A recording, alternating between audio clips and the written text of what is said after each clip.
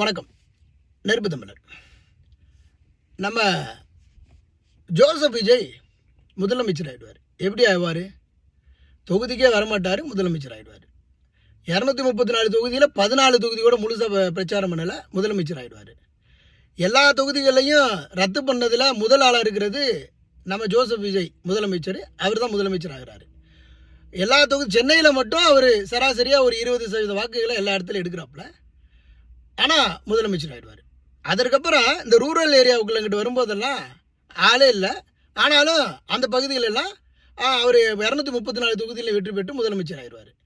ஒரு தொகுதியில் ஒரு தொகுதியில் குறைஞ்சது 80,000 வாக்குகள் எடுத்தால் தான் நம்ம முதலமைச்சர் அப்படிங்கிறதுக்கு பேச முடியும். அப்போ ஒரு தொகுதியில் 80,000 ஓட்டு எடுத்துருவாரா? 234 தொகுதியிலையும் சராசரி 80,000 ஓட்டு எடுத்துருவாரா? இதுக்கு சாத்தியம் இருக்குதா? சென்னையை தாண்டிட்டாப்புலன்னா ஒன்றும் பண்ண முடியாது. ஒரு 5% 10% வருவாப்புல.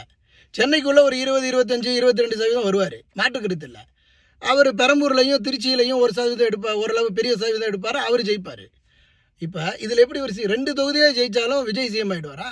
இது எப்படி சிஎம் ஆவார்? இந்த கேரப்ப ஊரில் கிறுக்கு போய் நாட்டாமல் பூனை கண்ணை மூடிக்கிட்டுச்சுன்னா உலகம் இருண்டுதான் நினைக்குமா? இந்த பூனை என்ன பண்ணுமா? புளியை பார்த்து சூடு போட்டுக்குமா? இப்போ தெரியுதா தற்கொலை பயலுக அரசியல் ஒரு தருதல் அரசியல்னு?